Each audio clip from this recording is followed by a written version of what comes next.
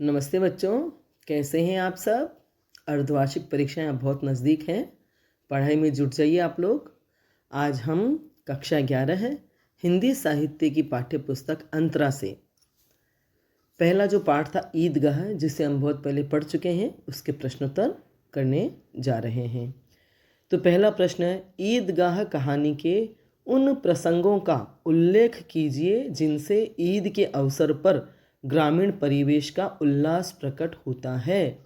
इस प्रश्न में ये पूछा जा रहा है कि ईदगाह कहानी जो हमने पढ़ी है उसमें उन प्रसंगों का उल्लेख कीजिए जहाँ जहाँ पर यह लिखा हुआ आया है। उल्लेख मने वो हमें लिखना है जहाँ ये ऐसा आया है कि ईद के अवसर पर ग्रामीण परिवेश में किस प्रकार उल्लास प्रकट होता है और ग्रामीण भी किस तरह से उल्लास प्रकट करते हैं अपना।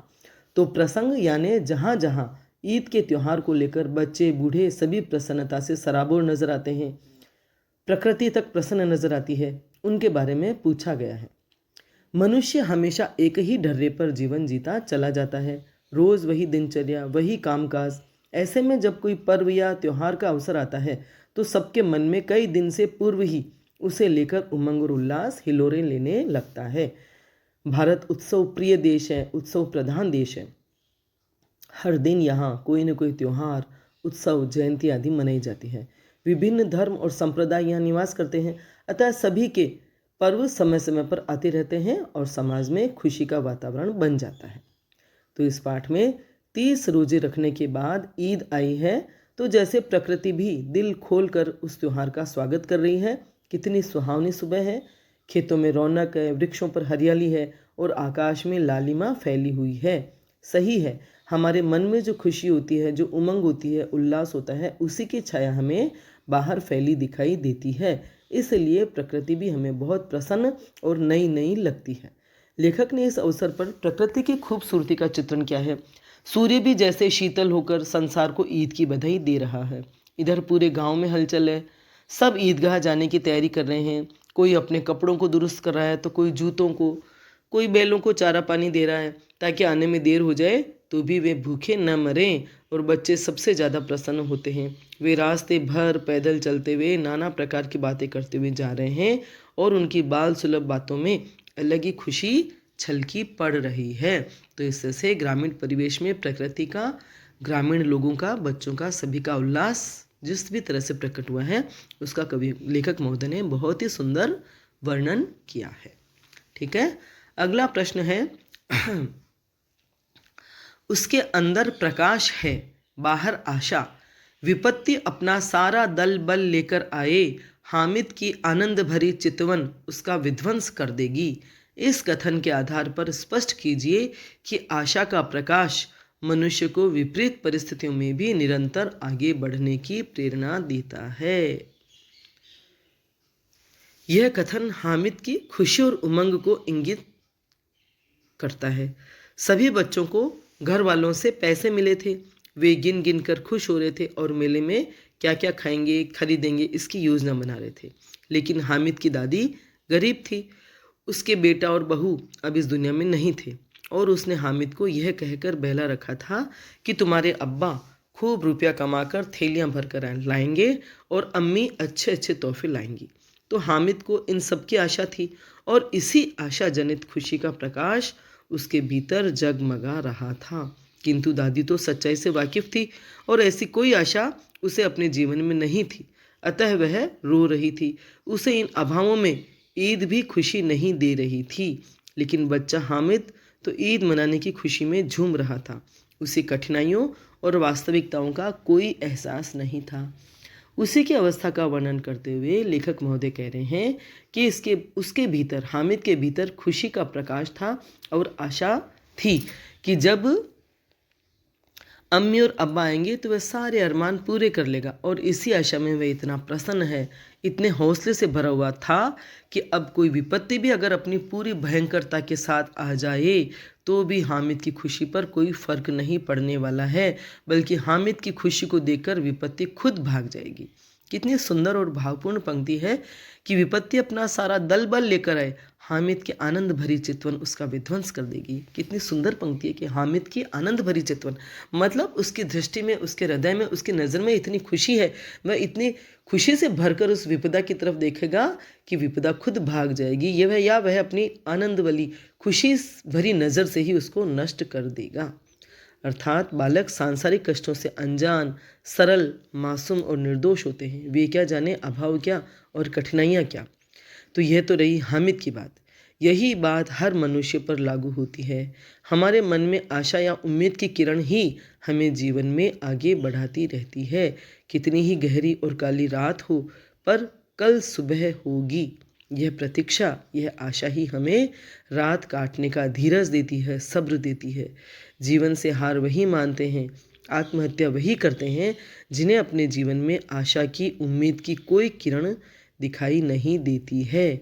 हामिद अब्बा अम्मी के आने की प्रतीक्षा में और आशा में अति प्रसन्न था। तो हर मनुष्य को ऐसी ही आशा और उम्मीद जीवन के संकटों में भी आगे बढ़ते रहने और जीवित रहने की हिम्मत और हौसला देती है, और वह पूरी ताकत जुटाकर परेशानियों का सामना करता है। आज हम गरीब हैं तो क्या, कल अमीर होंगे। आज कोई समस्या है तो क्या, कल यह समस्या खत्म हो जाएगी। आज हम बीमार हैं तो क्या, कल एकदम स्वस्थ होंगे। और समय के साथ साथ हर समस्या का खात्मा होगा ही होगा। यह आशा, यह उम्मीद हमारे मनोबल को गिरने नहीं देती, टूटने नहीं देती, और हम जीवन में निरंतर आगे बढ़ते रहते हैं। आ रही है बात समझ में? अगला प्रश्न है, उन्हें क्या खबर कि चौधरी आज आंखें बदल ले तो यह सारी ईद मुहर्रम हो जाए। इस कथन का आशय स्पष्ट कीजिए।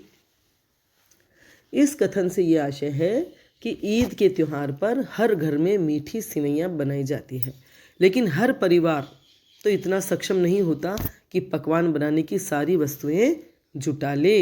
इसलिए जो गरीब थे वे पैसों की व्यवस्था के लिए कायम अली के घर पर दौड़े जा रहे थे, और बच्चों को ईदगाह जाने की जल्दी थी। उन्हें अपने माता पिता की परेशानी का क्या पता, उन्हें तो अपनी खुशी और मस्ती चाहिए कि जल्द से जल्द हम ईद के मेले में पहुँचे। ऐसे में माता पिता की देर उन्हें अधीर कर देती थी।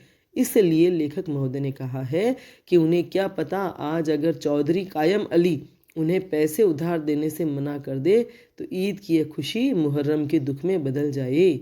ईद होता है खुशी का त्यौहार और मुहर्रम होता है दुख का। बलिदान देने वाले हसन और हुसैन की याद में मनाया जाने वाला दुख का दिन। इसलिए यहाँ कहा गया है कि यह सारी ईद मुहर्रम हो जाए, अर्थात ईद की खुशी उदासी में और रोने में बदल सकती है। जब उनको पैसे उधार नहीं मिलेंगे तो वे बच्चों को मेले में खर्च करने के लिए भी क्या देंगे, और घर में भी त्यौहार कैसे मनाएंगे, कैसे नए कपड़े वगैरह सब खरीदेंगे। ठीक है। अगला प्रश्न है, मानो भ्रातृत्व का एक सूत्र इन समस्त आत्माओं को एक लड़ी में पिरोए हुए है। इस कथन के संदर्भ में स्पष्ट कीजिए कि धर्म तोड़ता नहीं जोड़ता है। भ्रातृत्व का एक सूत्र इन समस्त आत्माओं को एक लड़ी में पिरोए हुए है। भ्रातृत्व मैंने भाईचारा, तो भाईचारे और प्रेम की भावना का जो सूत्र होता है, जो धागा होता है, वह समस्त आत्माओं को एक लड़ी में पिरो देता है। मतलब एक भावना होती है जिससे सभी आत्माएं, सभी व्यक्ति जुड़ जाते हैं। यह कथन उस प्रसंग में कहा गया है जब ईदगाह में ईद के अवसर पर रोज़ेदारों द्वारा नमाज अदा की जा रही थी। रोज़ेदार पंक्तिबद्ध होकर एक दूसरे के पीछे खड़े हो जाते हैं। जो बाद में आते हैं वे उनके पीछे खड़े हो जाते हैं, एकदम अनुशासित और व्यवस्थित। लाखों सिर एक साथ सजदे में झुकते हैं, फिर सबके सब एक साथ खड़े हो जाते हैं, एक साथ झुकते हैं और एक साथ घुटनों के बल बैठ जाते हैं। यही क्रिया कई बार दोहराई जाती है और ऐसा लगता है उसे देखकर जैसे बिजली की लाखों बत्तियां एक साथ जल उठी और बुझ गई।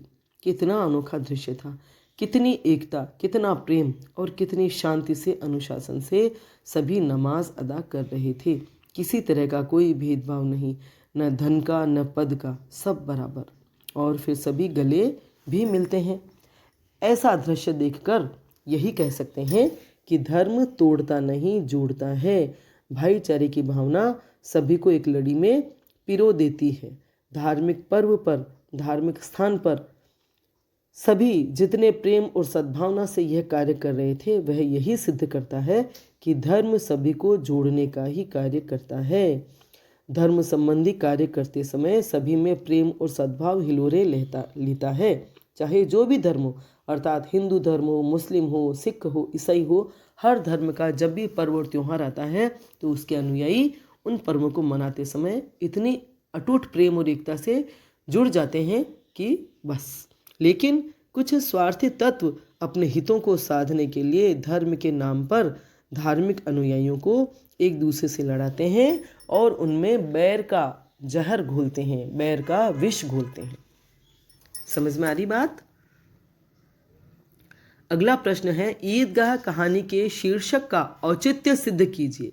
क्या इस कहानी का कोई अन्य शीर्षक दिया जा सकता है? तो ईदगाह कहानी का जो ये शीर्षक है ईदगाह, उसका औचित्य क्या है, मतलब वह उचित है या कोई और शीर्षक दिया जा सकता था? किसी भी रचना कहानी का शीर्षक जो है उसके मुख्य पात्र, उसकी मुख्य घटना, मुख्य भाव या संदेश या मुख्य स्थान के आधार पर रखा जाता है। तो ईदगाह कहानी का शीर्षक भी एकदम उचित और सार्थक है, क्योंकि एक तो ये एकदम संक्षिप्त और छोटा सा है, आकर्षक है, कुतूहल जगाने वाला है और मौलिक है। और ये शीर्षक ईदगाह जो शीर्षक है वह ईद की सामूहिक नमाज अदा करने की घटना और स्थान के आधार पर दिया गया है। मतलब सभी जो लोग हैं वो ईदगाह जाते हैं सामूहिक रूप से और वहाँ सामूहिक रूप से नमाज अदा करते हैं। तो इस घटना और स्थान को आधार बनाकर यह शीर्षक रखा गया है। और यह जो शीर्षक है वह कहानी के संपूर्ण कथानक यानी घटनाक्रम का प्रतिनिधित्व करता है। सारा कथानक ईदगाह और ईद के त्यौहार और मेले के इर्द गिर्द ही घूमता है। इस शीर्षक से ईदगाह के मेले और नमाज अदा करने वालों की आस्था और एकता का पता चलता है। अगर कोई अन्य शीर्षक दिया जाए तो वह नन्ना हामिद हो सकता है, क्योंकि वह कहानी का नायक है, मुख्य पात्र है और कथा का प्रारंभ और अंत उसी के जिक्र के साथ हुआ है। पूरी कहानी में हामिद का चरित्र नाना रंगों में उभर कर सामने आता रहा है। इसलिए अगर ईदगाह के बाद कोई और शीर्षक सोचा जाए तो वह नन्ना हामिद ही हो सकता है। ठीक है। अगला प्रश्न है, निम्नलिखित गद्यांशों की सप्रसंग व्याख्या कीजिए। तो ये जो गद्यांश दिए गए हैं उनकी व्याख्या आपको करनी है। मैंने ईदगाह की व्याख्या का वीडियो बनाया है, आप उसे देख सकते हैं और इन व्याख्याओं को समझ सकते हैं। अगला प्रश्न है, हामिद ने चिमटे की उपयोगिता को सिद्ध करते हुए क्या क्या तर्क दिए? हामिद ने मेले से चिमटा खरीदा था और वह सचमुच बहुत ही संवेदनशील और समझदार था। अपनी उम्र के मुकाबले पैसे कम थे, हो सकता था वह शुरू में ही खिलौने या मिठाई खरीदकर पैसे खर्च कर देता, पर पता नहीं क्यों वह ऐसा कुछ नहीं कर पाया। और जैसे ही लोहे की दुकान पर चिमटा देखा, दादी का रोज़ रोज़ जलता हुआ हाथ याद आया और उसने उन 3 पैसों में चिमटा खरीद लिया। तो सभी ने इस बात पर हंसी उड़ाई, पर नन्हे हामिद ने अपने तर्कों से सबको चुप कर दिया। उसने कहा, मेरा चिमटा जमीन पर गिरेगा तो टूटेगा नहीं, जबकि तुम्हारे खिलौने गिरते ही टूट जाएंगे। और इसे मैं कंधे पर रखूंगा तो यह बंदूक बन जाएगा, अर्थात बंदूक का काम करेगा। हाथ में लूँगा तो फ़कीरों का चिमटा बन जाएगा और यह मंजीरे का काम भी कर सकता है। चिमटे को हम बजाकर मंजीरे का काम भी ले सकते हैं। और चिमटे से तुम्हारे खिलौनों पर अगर प्रहार किया तो सबकी जान निकल जाएगी। तुम्हारी खंजरी का पेट भी फाड़ सकता है ये चिमटा। मेरा चिमटा बहुत बहादुर है, आग में, पानी में, आंधी और तूफान में डटकर खड़ा रह सकता है। शेर के आने पर तुम्हारे सभी खिलौने डरकर भाग जाएंगे, पर मेरा चिमटा रुस्तमे हिंद है और शेर की गर्दन पर सवार होकर उसकी आंखें निकाल लेगा। तो इस तरह से बुद्धिमान और हाजिर जवाब हामिद ने अपने तर्कों से अपने सभी दोस्तों की बोलती बंद कर दी। ठीक है, समझ में आ रहा है। अगला प्रश्न है 8, गांव से शहर जाने वाले रास्ते के मध्य पड़ने वाले स्थलों का ऐसा वर्णन लेखक ने किया है मानो आंखों के सामने चित्र उपस्थित हो रहा हो। अपने घर और विद्यालय के मध्य पड़ने वाले स्थानों का अपने शब्दों में वर्णन कीजिए। तो आप स्वयं ये कार्य करें। आपके रास्ते में बाजार, खेत, खलियान आते हों या दुकानें, सब्जी मंडी, बड़ी बड़ी इमारतें जो भी आते हों, ध्यान से देखकर उनका वर्णन कीजिए। तो आज हम इतना ही पढ़ेंगे। और भी ज़्यादा प्रश्न हैं तो बाकी प्रश्न अगली वीडियो में देखेंगे। आपको वीडियो पसंद आया हो तो लाइक करें, अपने फ्रेंड्स के साथ शेयर करें, मेरे चैनल को सब्सक्राइब करें, बेल आइकन भी अवश्य टच करें ताकि जो भी वीडियो मैं बनाऊं उसकी सूचना आपको तत्काल मिल जाए। धन्यवाद।